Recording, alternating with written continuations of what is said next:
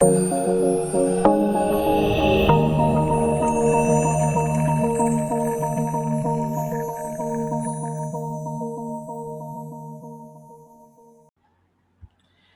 ketemu lagi di channel Belajar Bersama Pak Seno. Nah, kali ini kita akan meneruskan pembahasan yang lalu ya tentang keseimbangan pasar atau equilibrium. Nah, sebelum kita masuk ke equilibrium ya, maka kita akan gambarkan terlebih dahulu ya.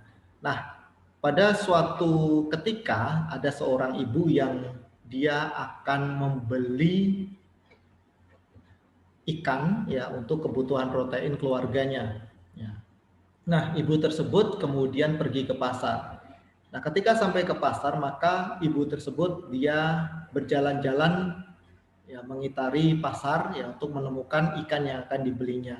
Nah, sesampai di pasar tersebut ya dia berhenti di sebuah tempat ya yang tentunya ibu tersebut berminat untuk membeli ikan itu. Ya, kemudian ibu tersebut dia menanyakan harganya. Berapa harga ikan ini? Kemudian si penjual mengatakan bahwa harga ikan tersebut adalah Rp30.000. Nah, kemudian ibu itu ya, dia tidak langsung setuju untuk membeli ikan tersebut. Tentunya dia akan menawar. Ibu tersebut menawar bagaimana apabila ikan tersebut 25.000 harganya. Ya. Kemudian si penjual berpikir lagi, ya, apakah 25.000 itu penjual sudah mendapatkan keuntungan ataukah belum? Nah, ketika si penjual tadi dia berpikir, ya, dia mempertimbangkan antara biaya, ya, juga keuntungan yang akan dia terima. Ya.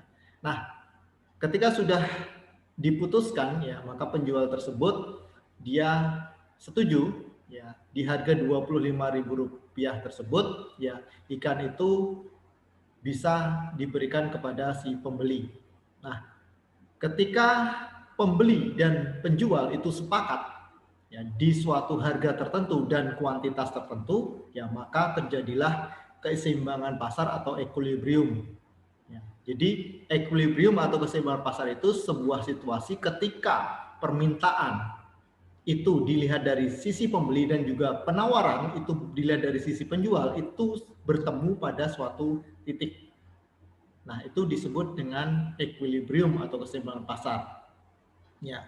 Oke, jadi dalam kasus tadi ya equilibrium atau keseimbangan pasar itu terjadi ketika ikan tersebut di harga Rp25.000 dan 1 kilogram.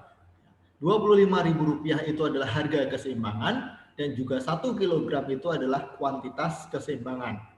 Nah, harga keseimbangan itu adalah penawaran dan permintaan itu bertemu pada suatu harga tertentu. Ya, sedangkan kuantitas keseimbangan itu adalah penawaran dan permintaan itu bertemu pada suatu kuantitas tertentu. Nah, itu yang disebut dengan equilibrium. Nah, kemudian kita lanjutkan. Nah, apa yang terjadi apabila si penjual itu dia tetap ngotot ya di harga Rp30.000. Ya, dia tidak mau sama sekali untuk menurunkan harga jualannya. Nah, ketika si penjual tersebut dia ngotot ya untuk tetap pada harga tertingginya yang dia tawarkan kepada konsumen, maka akan terjadi excess supply. Di sini contohnya misalkan ya, si penjual di sini dia tetap ngotot ya di harga 2.500 di sini contohnya. Di harga 2.500 ini contohnya. Oke. Nah, ketika di harga tertinggi si penjual tersebut dia ngotot ya, maka si penjual apabila ada barang 10 ya, ini dilihat dari sisi penjual, dia ada barang 10 ya, sedangkan sudah pasti si pembeli dia hanya mau untuk membeli 5 buah barang. Mungkin ada ada saja pembeli yang akan membeli barang tersebut. Ya, tetapi ya itu jauh lebih mungkin ya, ataupun jauh banyak yang mau beli barang dagangan dari ibu tersebut apabila dia mau menurunkan harga barang yang dia jual. Nah, ini yang disebut dengan excess supply. Suatu kondisi ketika jumlah barang yang dijual itu lebih besar daripada jumlah barang yang dibeli oleh konsumen. Jadi ini akan terjadi excess supply. Oke. Nah, atau kelebihan penawaran. Kemudian yang kedua, ya, apa yang terjadi apabila si pembeli ya dia menginginkan harga yang serendah-rendahnya. Ya, dia tawar harga tersebut dengan tidak masuk akal. Ya, misalkan harganya 30.000, ya ditawar menjadi 15.000 ataupun 10.000. Nah, apabila hal tersebut terjadi, ya maka akan terjadi excess demand. Ya, excess demand atau kelebihan permintaan. Jadi si pembeli itu menginginkan menginginkan barang 10 kg, ya, tetapi yang didapatkan pasti akan di bawah dari 10 kg tersebut. Nah, jadi excess demand itu ketika jumlah barang yang dibeli ya itu lebih besar atau melebihi dari jumlah barang yang ditawarkan. Nah, ini yang disebut dengan excess demand.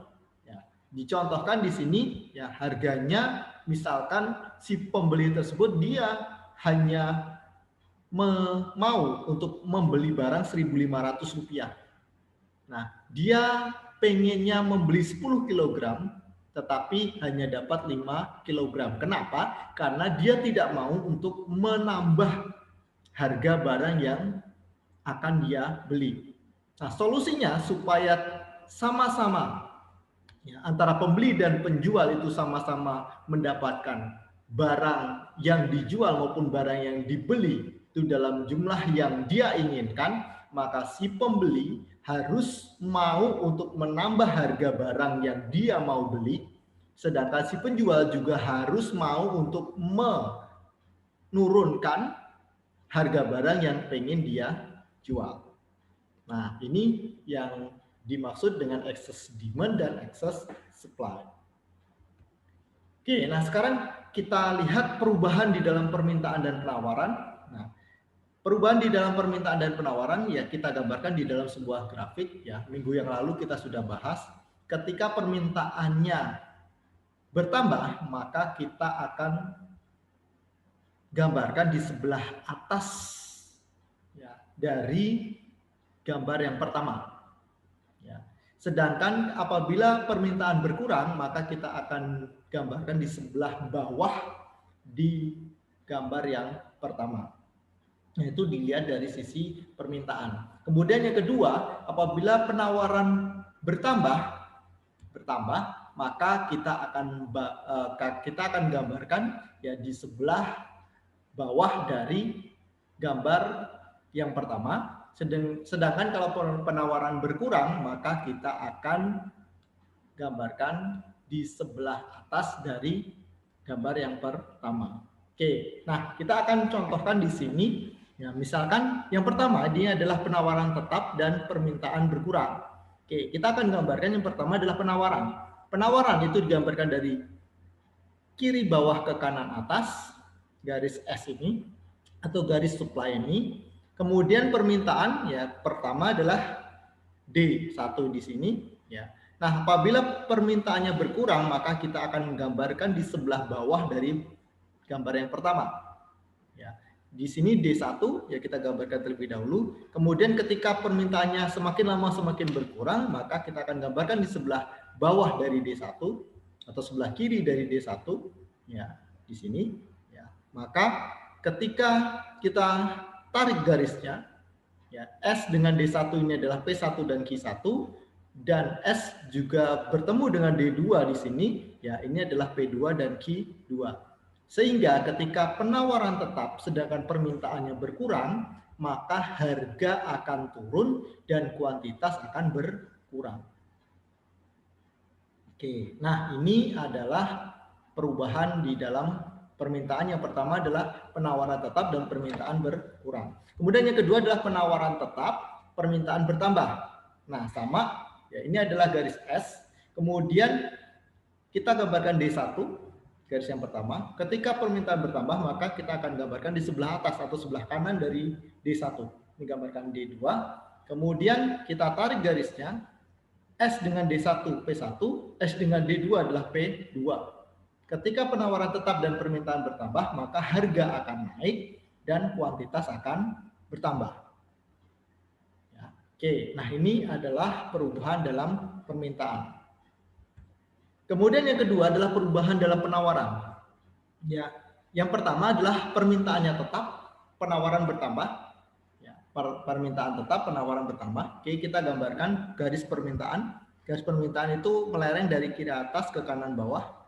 Oke. Nah, kemudian S1 ya. Nah, ketika penawaran bertambah, maka kita akan gambarkan di sebelah bawah dari S1 atau gambar pertama ya, garis S2-nya. Kemudian S1 dengan D ada P1 dan Q1 dan S2 dengan D ada P2 dan Q2. Nah, ketika permintaan tetap sedangkan penawaran bertambah, maka akan menghasilkan harga akan turun dan kuantitas akan bertambah.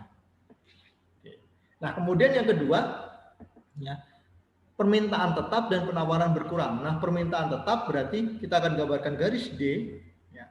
Kemudian kita gambarkan garis S1. Nah, ketika penawaran berkurang, maka kita gambarkan di sebelah atas dari garis pertama yaitu S2.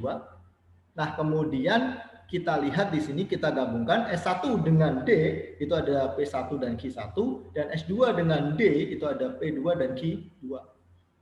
Ketika permintaan tetap dan penawaran berkurang, maka harga akan naik sedangkan kuantitas akan berkurang atau turun. Oke. Nah, ini adalah perubahan penawaran. Nah, kemudian kita lihat apabila dua-duanya berubah sekarang, permintaan berubah dan penawaran berubah. Ya. Ketika permintaan bertambah, penawaran bertambah, ya sama-sama bertambah nih, ya. Maka yang pertama adalah kita akan gambarkan garis S1 dan D1 karena dua-duanya mengalami perubahan, ya. Kemudian kita gambarkan S2 dan D2. Nah, tetapi kita akan jarakan, ya. Yang pertama adalah garis S1 dengan S2 itu jaraknya lebih besar daripada D1 dan D2. Sedangkan gambar yang kedua, antara S1 dan S2 itu garisnya lebih kecil daripada garis yang D1 dan D2. Nah, ketika sama-sama kita gambarkan dengan pola yang sama, ya, permintaan bertambah di sebelah atas dari gambar yang pertama, sama-sama kita gambarkan, ini D1, kita gambarkan D2-nya di sebelah atasnya. Oke. Kemudian penawaran bertambah, maka kita akan gambarkan di bawah dari garis pertama karena berlawanan, antara pembeli dan penjual itu berlawanan. Pembeli menginginkan harga yang serendah-rendahnya dan penjual akan menginginkan harga yang setinggi-tingginya. Makanya mereka gambarnya itu akan berlawanan. Oke. Nah, ketika permintaan bertambah dan penawaran bertambah, maka yang pertama adalah harga akan turun, kuantitas akan bertambah. Gambar yang kedua adalah harga akan naik, kuantitas bertambah. Oke. Kemudian yang kedua, permintaan bertambah dan penawaran berkurang. Nah, ketika permintaan bertambah, penawaran berkurang, maka kita akan gambarkan garisnya D1 dan D2, S1 dan S2. Ya, dengan kata lain, dia akan berbeda jaraknya. Yang gambar yang pertama, D1 dan D2 ini jaraknya lebih besar daripada S1 dan S2. Sedangkan garis yang kedua adalah D1 dan D2 jaraknya lebih kecil daripada S1 dan S2. Ketika permintaan bertambah dan penawaran berkurang, maka yang pertama adalah harga akan naik, kuantitas akan bertambah. Harga akan naik, kuantitas berkurang. Oke. Kemudian yang ketiga adalah permintaan berkurang dan penawaran bertambah. Permintaan berkurang dan penawaran bertambah, ya kita sama ya. kita gambarkan garisnya S1, S2, D1 dan D2 ya. Nah, ketika permintaan berkurang dan penawaran bertambah, maka harga akan turun P1 dan P2 ya. Yang kedua adalah kuantitas akan bertambah Q1 ke Q2. Oke. Kemudian yang kedua adalah harga akan naik, kuantitas akan berkurang. Oke, ini kondisi ketika permintaan suatu barang berkurang, penawaran suatu barang bertambah. Yang keempat adalah permintaan berkurang dan penawaran berkurang. Oke, kita gambarkan sesuai dengan ya keterangan tadi. Kalau permintaan berkurang maka digambarkan di sebelah bawah dari garis permintaan pertama. Sedangkan penawaran berkurang akan digambarkan di sebelah atas dari garis yang pertama. Sehingga akan terjadi harga akan turun dan juga kuantitas berkurang. Harga akan turun, kuantitas berkurang. Ya. Kemudian harga akan naik, kuantitas berkurang. Ya. Nah, mungkin itu saja dulu ya untuk pertemuan kali ini ya. Terima kasih.